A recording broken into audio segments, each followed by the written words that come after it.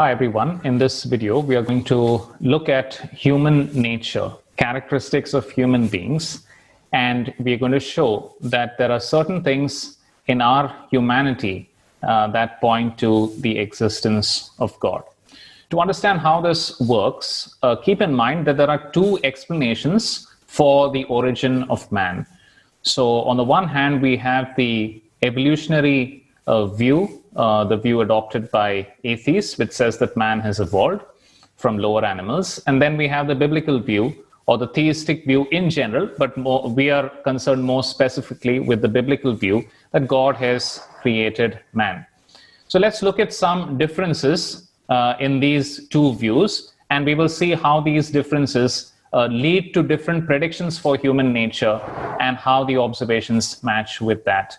According to the atheistic view, we are just mere molecules, which means all the characteristics or properties or features of human beings should be possible to explain them in terms of the properties of molecules. On the other hand, the biblical view is that a human being is primarily non-material. There is a non-material entity called the soul, and that soul is inhabiting a brain or a physical body.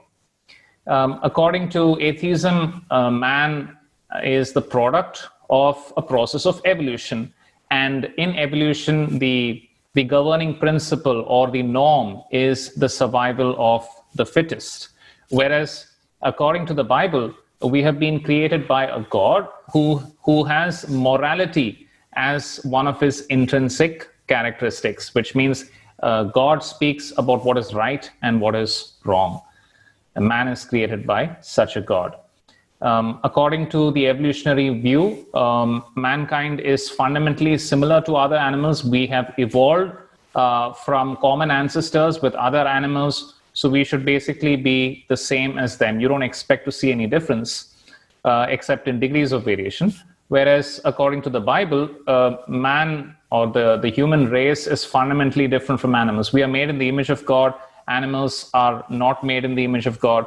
God has made us with certain purposes which are completely different from the purposes for which he has made animals. So we can expect to find some fundamental differences. According to atheism, there is no transcendent value or meaning to human existence. You eat, sleep, and you drink, and after some time you die, and that is the end of you. Nothing ultimately matters, because no matter what you said, no matter what you did, it is all going to come to nothing. On the other hand, the Bible is very emphatic that there is eternity in our hearts. That is, we are all eternal beings, and the choices that we make today are going to have eternal consequences. It is possible to do things, it is possible to live our life in a particular way that is going to affect eternity. That's what the Bible says. According to the evolutionary view, as human beings, fundamentally speaking, we have nothing to be ashamed of. On the other hand, the Bible says that sin or a tendency to rebel against God, a tendency to do what is wrong, is there in us right from the moment of conception or from birth, which means we do have something to be ashamed of. We have a basic insecurity. We have a fundamental problem. So these are different views of man, and let's see how they lead to predictions of human nature. In this video, we are going to see that there are aspects of human nature that are best explained by the biblical model. I was just saying that we have something to be ashamed of. If you call yourself an animal, well, there are different kinds of animals in the world. Among all the animals in the world, humans are the only ones that are ashamed of their own bodies. We are the only ones who feel the need to wear clothes. Now, this can be partially explained as a social construct. You know, everybody else wears clothes in our society, so it would be awkward for me to not wear clothes. This is true, but it's only partially true. It is not the full explanation. There are many things in culture that change. There are many things that people do which are out of the cultural norm that we accept because we say that, okay, that's our culture, but other people are different, so they might do things differently. Nudity is not one of these things. Nudity, even today, causes outrage. Nudity causes shame. This is a basic fact of human nature.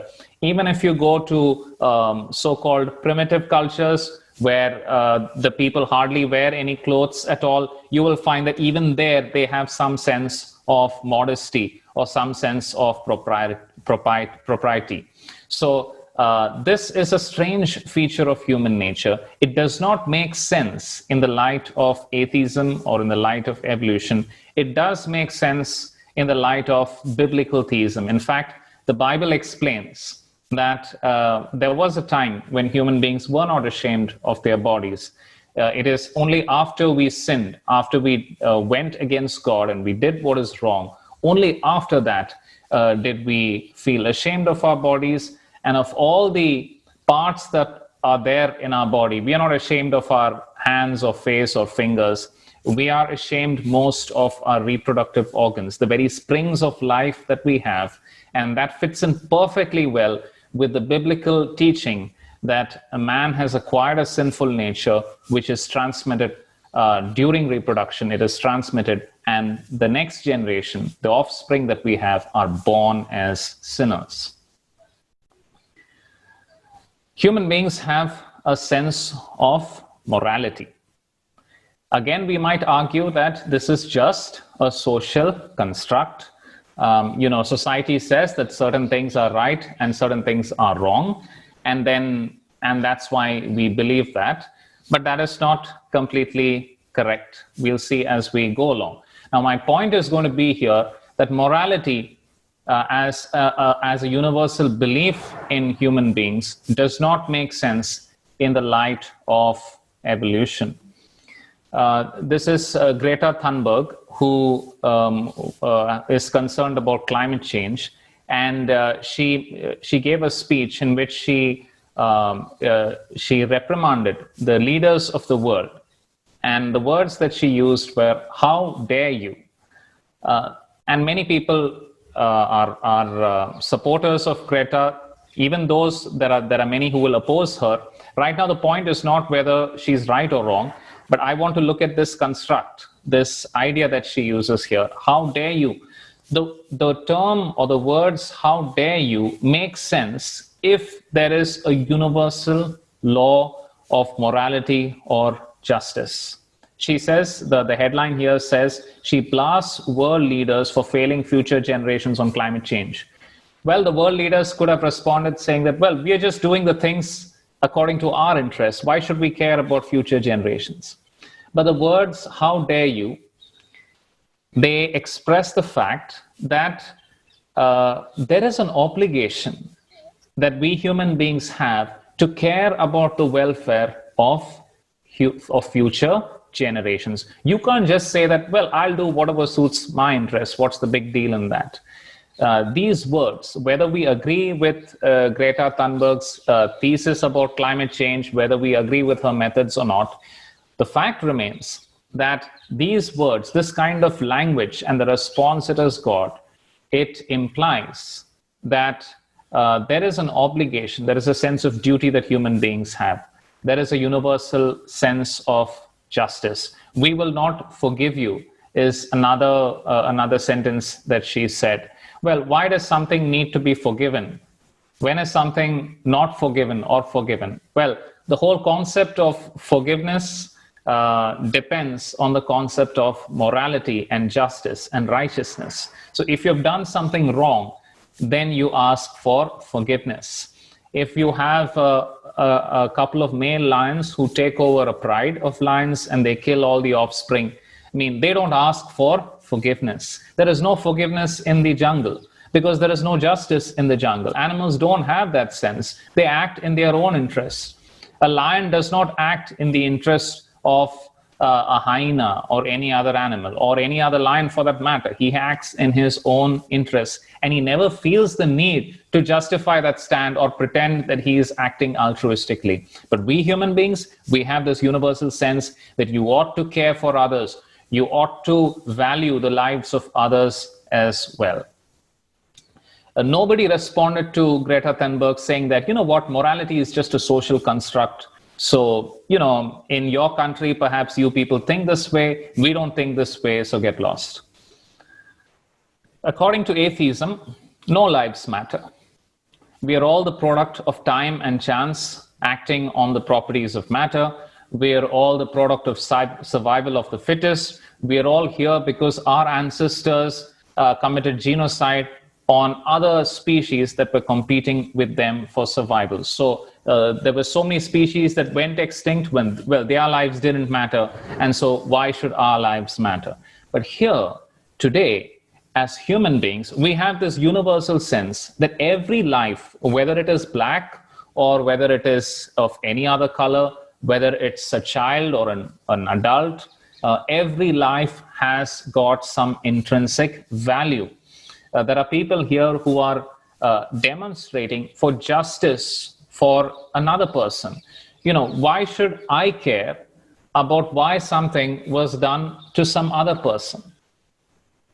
Evolution does not ask me to do so. Evolution does not obligate me to do so. And there may be a little survival value in thinking about others, but that is a trivial matter. Oh. Why should people say that there is an obligation to seek justice for people? This makes sense only in the light of the view that we have been created by a God that is moral, and we have been created with an intrinsic value to our lives. Nobody says, you know, this lizard needs justice because this lizard was killed. But according to evolution, we have a common ancestor with lizards also. So our behavior seems to contradict what evolution says about us, but it agrees with what the Bible says about how God created man.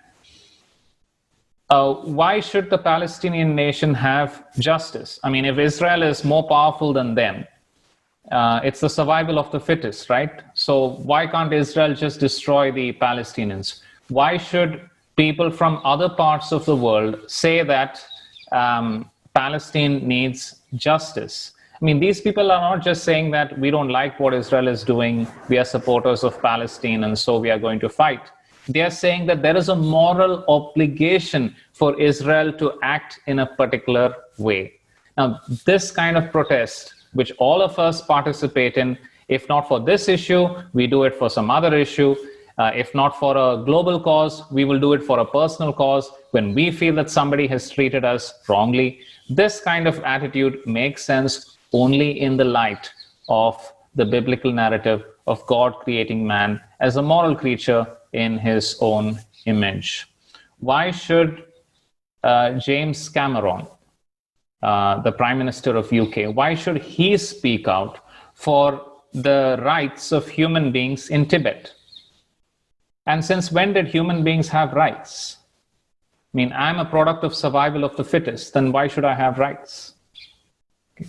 But according to the Bible, every human being is created in the image of God. So there is a certain dignity and respect with which every human being ought to be treated. In other words, there is something called human rights. And in the Bible, we have this rhetorical question, am I my brother's keeper?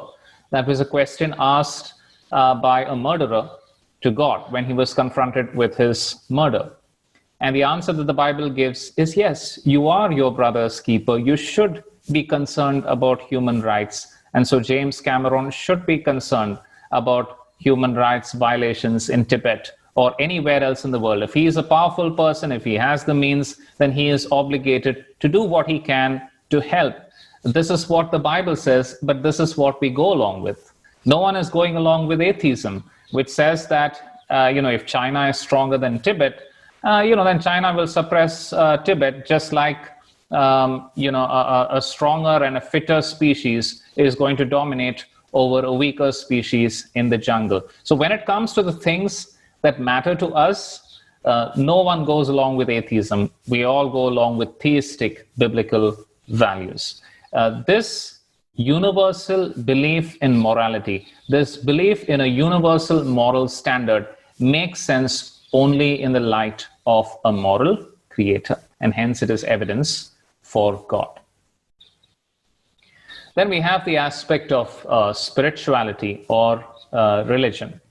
I mean, this is the Kumbh Mela, which takes place in India, and it's the largest gathering of humans on the planet. What do you think they are gathered here for? Is it to discuss, which apes they might have evolved from? No. They are here because they believe that if they take a dip in the water in the river out here, it's going to help them for the afterlife.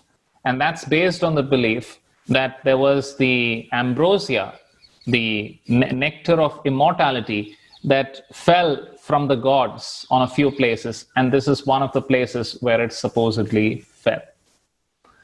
So the largest gathering in the world, the largest mobilization in the world, is based on religion. And it's just highlights or underscores for us the fact that human beings are incurably religious. They believe in a creator, or they believe in some higher power, and they want to worship or serve that higher power. This is another gathering of people that is, again, very huge, takes place every year. This is the Hajj pilgrimage. And this, again, is motivated by religion. People are not coming here because they think it's part of the survival of the fittest. They're coming here to touch the black stone and to do all the other rituals because they believe that their sins can be absolved if they do all these rituals, and then they have a better chance of having a good afterlife and going to paradise. The fact that man is so deeply religious is symptomatic, or is suggestive of the view that man has been created by a God who wanted him to worship him. These are pictures of Christians from all over the world. You have North Africa, top left, Iran, top right. This is China, bottom right, Colombia in South America, bottom left. All over the world, we have people worshiping God. All over the world, we have people expressing this desire to serve him. And this is not just a Christian phenomenon. It's there across religions. These are Native Americans. The Yoruba religion is from West Africa. Bottom left are the Aborigines of Australia. And bottom right are the Buddhists from Tibet. So whichever corner of the world you go to, you find that people are religious. Now, what sense does this make in the light of atheism or evolution? Evolutionists would probably say that perhaps there is some survival value in religion. I mean, these are ad hoc stories that don't have any substance to them. Is religion really needed to help people survive? Well, that's a very vague and a very large claim to make. It requires a huge amount of evidence to back it up, which no one has provided. Did religion evolve just because people had no explanation for the nature around them? Did religion evolve because some people wanted to control other people? All of these explanations may have a little merit here and there for explaining certain things, but they do not account for the full phenomenon of the universal religiosity of man. On the other hand, the religiosity of man makes perfect sense in the light of the biblical teaching that man was created in order to worship or to serve God.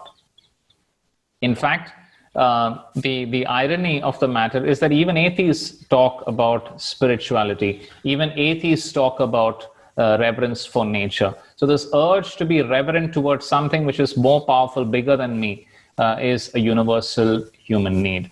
It makes sense in the light of the Bible, but not in the light of atheism. By genius, I mean extraordinary ability that human beings have in any field or in any area. I mean, the human enterprise or human ability is so interesting. This is Harry Houdini, who was a stunt master. I mean, he would be tied up in different ways, and then he would manage to free himself. Sometimes he would be tied up and thrown into the water, and he would sink into the water. And in the short time in which he could hold his breath, he would be able to free himself. He is not the only one. We have footballers who entertain us with their amazing skills. This is Faith Dickey, a tightrope walker, and certainly not the only one. There are so many people who do things which are incredible. I mean, why would someone want to walk between two mountain peaks on a rope? I mean, even if you have the skills, first of all, having the skills itself is amazing. And secondly, even if you have the skills, I mean, why would you do something which is potentially fatal, which is highly risky? But there is a sense of achievement that human beings want to go after. I submit to you that this does not make sense in the light of in the light of evolution. You don't find animals doing foolhardy things, except maybe a few foolhardy things which go with their instincts. A lion has an instinct to fight or to protect its territory. So it might make a decision to fight with a lion that might be seemingly stronger than it. You can see this behavior in the animal world, but this is something which is completely different. Juggling is another amazing skill that human beings had. Now, why is it that human beings have these fantastic skills? Everyone does not have them. Everyone does not use these skills to survive, but some people have them. What is the evolutionary explanation for all this? Well, our ancestors needed bigger brains to be better hunters than the other species that they were competing with. And so, through natural selection, we developed bigger brains. And then all these phenomenal skills were a byproduct. So in order to become a better hunter and a better survivor, we developed these skills like rope walking and juggling and football as a byproduct. Do you think that that's a very plausible explanation? This is Kim Peek, who was the inspiration behind a movie called Rain Man. Now, Kim Peek had a problem. He had a malfunction in his brain, because of which he could not adjust socially well. He could not live a normal life. At the same time, he had an extraordinary memory. He could memorize an entire book in an hour. He could read 2 pages at a time, scanning one with each eye. He remembered the contents of 12,000 books. So this was necessary to compete with other apes and other mammals and reptiles in the struggle for survival. Do you really think so? Don't you think it is far more likely that human beings possess abilities like this because we were created by a God with certain grand purposes? Evidently, certain things have gone wrong. Now, what has gone wrong and what's the solution to that is another topic which the Bible addresses, but not our topic here. But something seems to have gone wrong, and so most of us don't have these abilities. But here and there in human beings, you come across these amazing abilities. To have a memory power like this is not needed for survival. But perhaps if God wanted us to express ourselves in a particular way or use our faculties in some form of service to Him, then this makes sense. This is Kevin Richardson, who has this amazing gift of being able to get along with animals that are potentially dangerous. So, and it's not just with one animal. So lions are from Africa. This is perhaps an Asian tiger. This is a jaguar from South America. These are hyenas. In many ways, hyenas are more aggressive and more dangerous than lions as well. But he is able to get along with these animals. Now, most people cannot. Is it necessary for the survival of the human species that 1 in a million people is able to get along with other wild animals? Do you really think so? No, not at all. But Kevin Richardson's ability makes perfect sense if we have been created by God to have fellowship and to have a relationship with the animals. The Bible says that these animals were created for us. Man was the crown of the creation. He was the leader of all these animals. So there was supposed to be a loving relationship between man and animals. Something has gone horribly wrong. And so today we are scared of them. They are scared of us. We harm them. They also harm us. But glimpses of extraordinary gift like Kevin's, they show us what something of what God originally intended. This is Arthur Benjamin, who has this amazing ability to perform huge calculations, and he can give the answer before you type it out and find it on your calculator. Now, what does that have to do with survival value? Nothing. But if man was created to reflect God's glory and to understand the universe, which has a mathematical structure, then perhaps this extraordinary mathematical ability makes sense. In order to compete better with apes for survival, human beings had to develop this extraordinary musical ability. Beethoven wrote his Ninth Symphony after he turned deaf. And it's supposed to be a musical masterpiece, one of the best pieces of music written in all time. I mean, does this really make sense in the light of the evolutionary view of man? Could you say that extraordinary musical ability is a byproduct of the need for survival? Not at all. But music is often associated with expression and often associated with worship. And if we were created to worship God, a God who is awesome and great, and therefore worthy of the highest expression of music, then this kind of ability makes perfect sense. Do you need the brains of an Einstein to survive? Not at all. But God made people like Einstein who have the ability to figure out things in the universe. And today we know so much more about God's wonderful creation because of Einstein's amazing ability to understand and discover things in physics. So these are not things that are needed in the light of atheism or evolution, but they make perfect sense in the light of the Bible. And therefore, they are evidence that we have been made by a God, not just a supernatural power, but a personal, relational God. There's another twist to this story of human genius, and that is that when there are human beings with one faculty impaired, they seem to have an amazing ability to develop other faculties. So here is a person who doesn't have arms, and she's not just able to survive, but she's also able to paint with her feet. There are some people who are able to paint with their lips. Here is a guy who doesn't have arms. So according to evolution theory, there should be some other way in which he can get his food, and he can maybe even mate. Those things are understandable, but he is even able to play the guitar. I mean, playing the guitar is not needed for survival. Why is it that human beings have been so equipped that they can even play the guitar with their toes? Here is Johann, who has a quality called perfect pitch. In other words, Johann can predict, or he can identify the pitch or the height of a musical note just by hearing it. And if you're musically inclined, you know that there are many of us who are good at music.